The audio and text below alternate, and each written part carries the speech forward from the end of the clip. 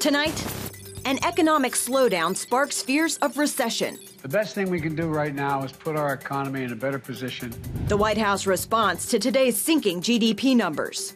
And an unexpected Democratic deal. Details of an agreement between Senator Joe Manchin and Majority Leader Schumer that could advance their party's agenda. Plus, but we're facing an unprecedented crisis right now. How a Russian port strike threatens the world's grain supply. All this and more tonight on Faith Nation.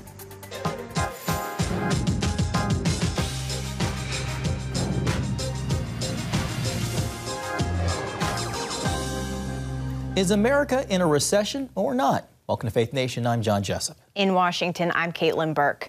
The answer to the recession question depends on who you ask. But a new report from the Commerce Department shows the economy shrunk for the second quarter in a row. Typically an indicator a recession is at hand. But the Biden administration has a different view. CBN White House correspondent Abigail Robertson explains in tonight's top story. While these new numbers are traditionally indicative of an economic recession, President Biden and his economic advisors stand by his claim of that not being the case. This report indicates an economy that is transitioning to more steady, sustainable growth. So far this year, we've had two consecutive hits to the economy, a 1.6% drop in the first quarter, followed by a 0.9% contraction in the second. In the context of today's report, it's important to look beyond the headline number to understand what's happening. The Biden administration argues historically strong job numbers and a growth in consumer spending prove we are not in a recession. That doesn't sound like a recession to me. Republicans disagree. Half of this year, our economy shrank. It is no wonder an overwhelming 8 in 10 Americans feel the economy is heading in the wrong direction. House Minority Leader Kevin McCarthy accused Democrats of changing the long-held measure of a recession. You rather redefine a recession than restore a healthy economy? We cannot afford Democrats' failed policies, but we are certainly paying for them. Republicans are making it clear historically high inflation and what they call President Biden's recession will be the main issues they run on in the upcoming 2022 midterm elections. Reporting from Washington, Abigail Robertson, CBN News. All right, thank you, Abigail. And for more, let's go ahead and bring in Mark Hamrick, Washington Bureau Chief and Senior Economic Analyst for Bankrate. Mark, always great to see you. Let's start with Fed Chair Jerome Powell. He said they weren't expecting a good reading, but this report was worse than expected. Meanwhile, you've got the Biden administration pointing to the positives. They cite low unemployment and what they call an economic rebound that's the envy of the world. Mark, how much do those things really matter to Americans right now with high prices and higher inflation undercutting people's wages? John, you really cut to the heart of the question there. And the reason that we want to amplify that is there's no megaphone here in the Washington, D.C. area for any politician or official such as Jerome Powell that is going to knock Americans out of their malaise, which is a product of this high and sustained inflation. And I've been saying for some time now that in many ways the recession issue or question, which is still unanswerable even as we speak, because this number on Q2 GDP will be revised and we'll see how it looks in the third quarter. People are very solely focused on this inflation question. So it is not an irrelevant question whether we're in a recession or whether one might be imminent, but inflation is bad enough, and that's why consumer sentiment and Americans broadly are upset with the state of the economy. As people do continue to debate whether we're in a recession or not, what do you believe will ultimately determine that? Well, a further weakening of the economy. And for example, last year we had growth in the U.S. of 5.7%, and the outlook for this full year is below 2%. But we know the reasons for this. Inflation is damaging, and the Federal Reserve has boosted interest rates up from their record low levels. And is more than likely to boost them into a restrictive territory by the end of the year. The reason for that, to be mindful and attentive to its part of its dual mandate for stable prices. Caitlin, we had CPI, the Consumer Price Index, rising at a year-over-year rate of 9.1% most recently. The Fed's inflation target is 2%. So it's got a lot of work to do, and it's going to take some time, even for the rate increases that have already put into place, to work their way through the system. And that's one reason why it's reasonable to expect that we could see some further weakening of the economy between now and the end of the year and into next year. And with that, a rise in the unemployment rate. You know, to the counter argument that we're in a recession, a lot of people point to the jobs market. How do you anticipate, Mark, the job market or the labor market will respond to the interest rate hikes that we've seen from the Federal Reserve? Well, John, Chairman Powell has said many times that he thinks, and it's true, the math tells us that there's an imbalance between the supply and demand for workers. We look at the Labor Department data that says, as of last count, 11.3 million job openings, officially speaking, 5.9 million unemployed. So the only way to make that math different is to weaken the economy and to make the unemployment rate go up. You might say that that is an unintended consequence of this rising interest rate policy, where the Fed wants to try to even that supply and demand quotient out. And in the process, the American people will be hurt, but the cause is to try to bring inflation down. Quickly, in your opinion, what's been the most difficult aspect of the inflation currently plaguing Americans? That it's coming at us from all different quarters. Think about the fact, Caitlin, that it began in the early part of the pandemic because of the supply chain disruptions. Many of us sitting in our homes, not able to spend on services and needing all kinds of things that we didn't know we needed before. Now that quotient is changing, where people are now engaged in so-called revenge travel. So more spending on services, less spending on goods. That's just one example. But of course, the invasion of Ukraine causing more supply chain disruptions, more increase in cost, and indeed putting Europe in the epicenter of both an economic slowdown and the inflation problem. All right, Mark Hamrick, Washington Bureau Chief and Senior Economic Analyst at Bankrate. Thanks so much, Mark. Thanks, Mark. Thank you. While the White House is downplaying the weakened economy, President Biden and Democrats are encouraged by a surprise deal on Capitol Hill. It tackles inflation, health care, and energy concerns.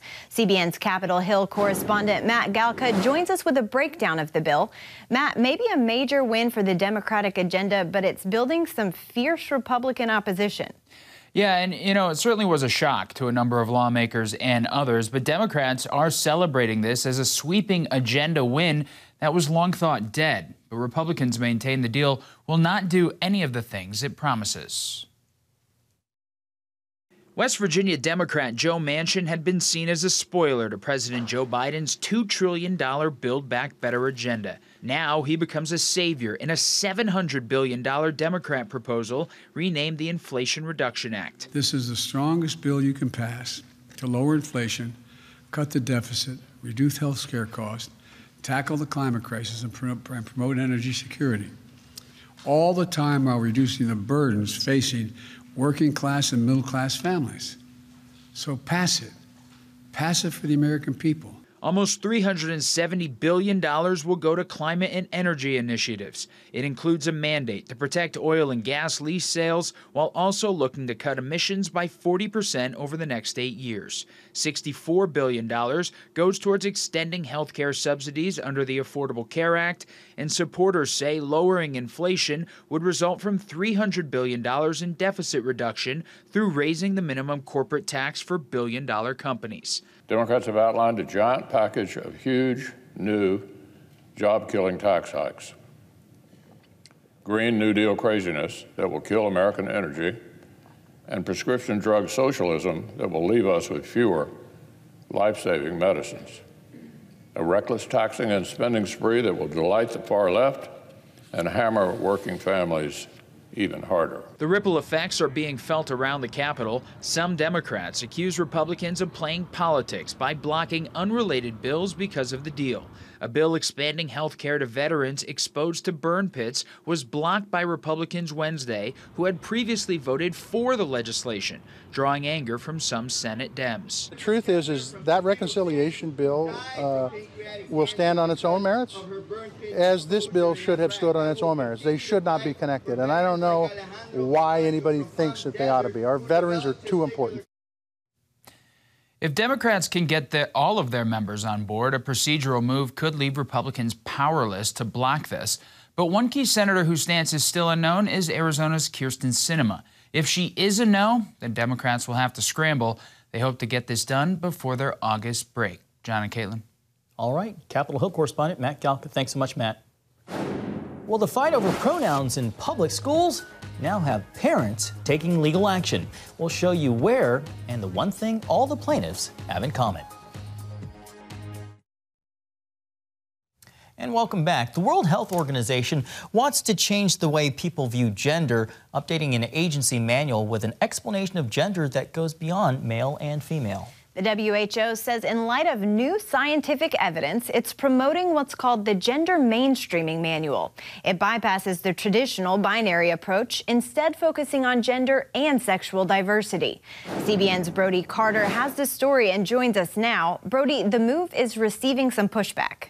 It is, Caitlin. John, the United Nations' primary mission is to maintain peace and security. But the agency's health unit has a plan that upsets the traditional understanding of gender, pushing to make gender identity mainstream by, quote, going beyond male and female labels of gender. Now, critics worry it's a politically motivated agenda that will cause more confusion.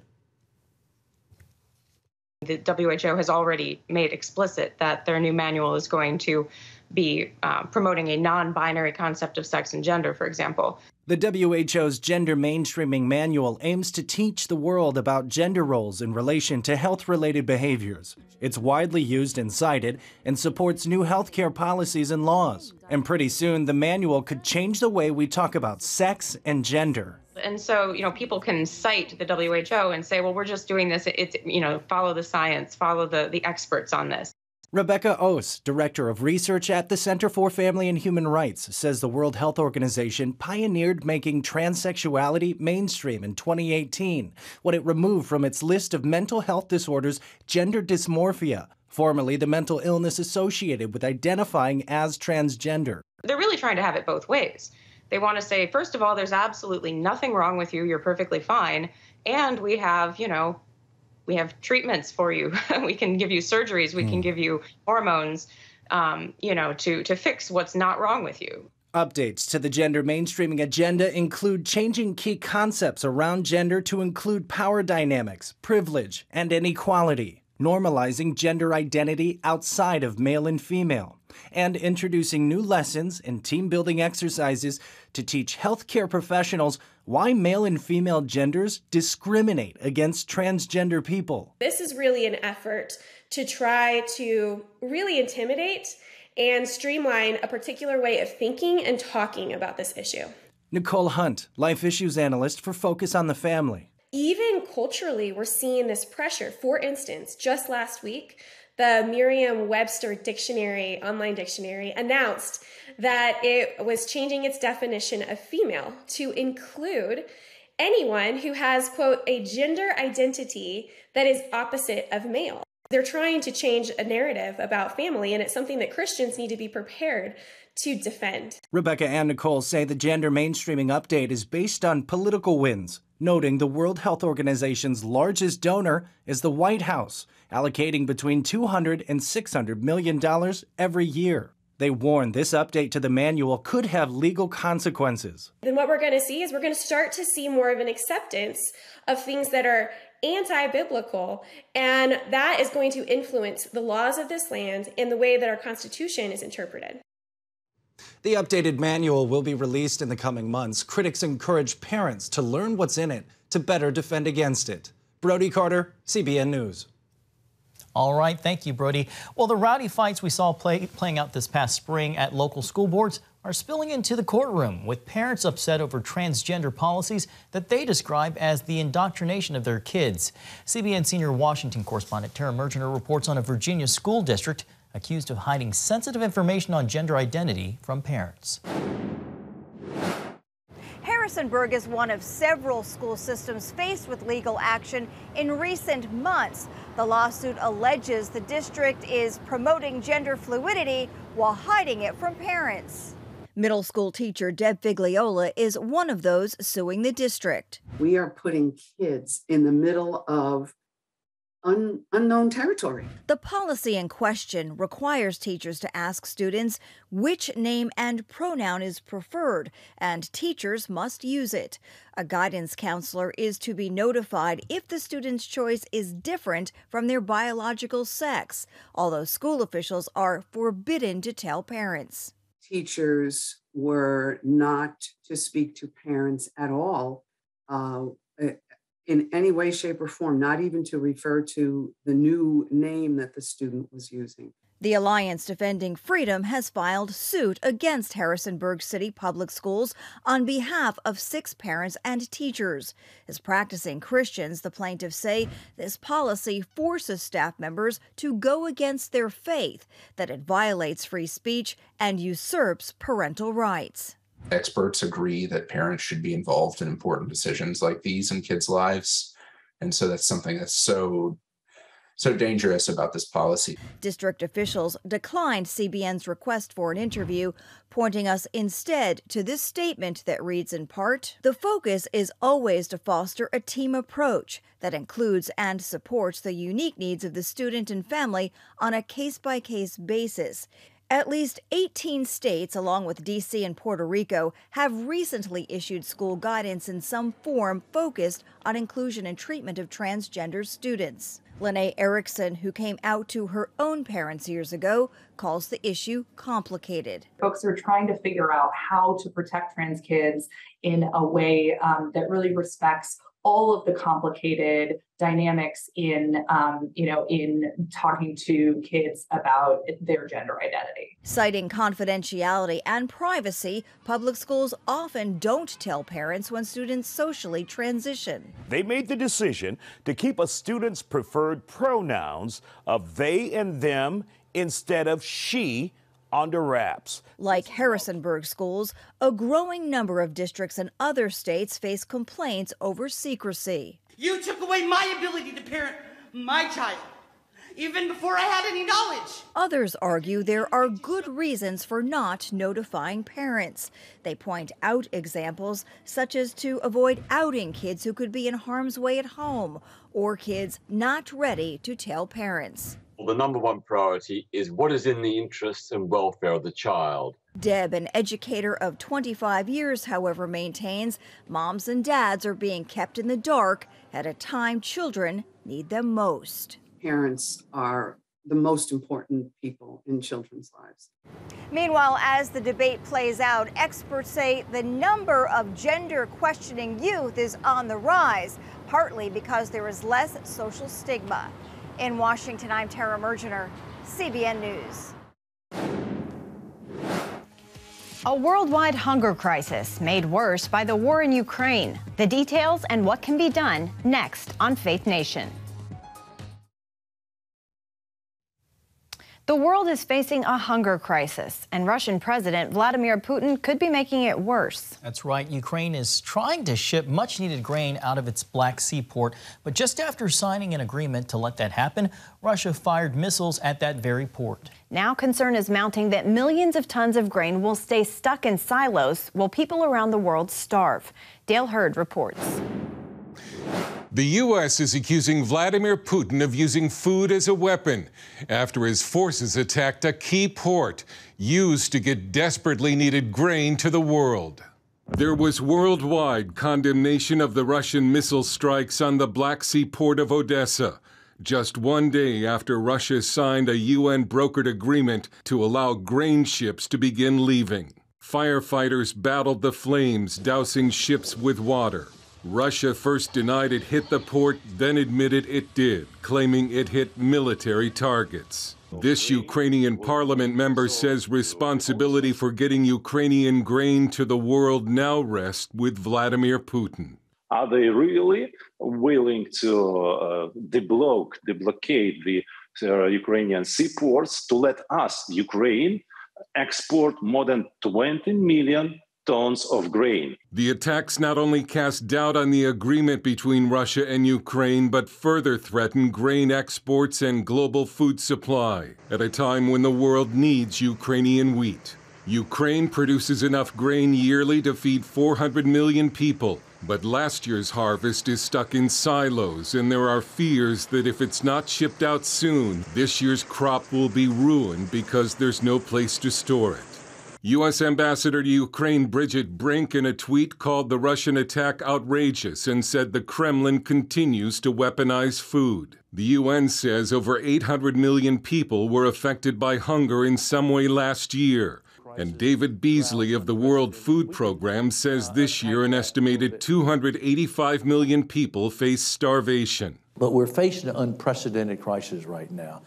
And if we don't deal with it strategically, effectively, and timely, you're going to have mass famine, you're going to have destabilization of dozens of nations, and you're going to have mass migration. This is not hyperbole, this is reality. In East Africa, millions of lives are at risk. CBN's Ephraim Graham traveled to the region to see World Vision aid distributed to needy people. I've never seen people in such dire and desperate straits, to literally have not eaten for days, to be reliant upon a food distribution to get food. But at the same time, those people who received are greeted by people who didn't receive. And they then cook and not only feed their families, but share. CBN's Operation Blessing is providing food for those in need as a deadly drought is taking its toll in Kenya, with families facing starvation because their crops and livestock are dying. Dale Hurd, CBN News. Coming up, the pastry project that's helping women get back on their feet. Sweet, savory, delicious details next.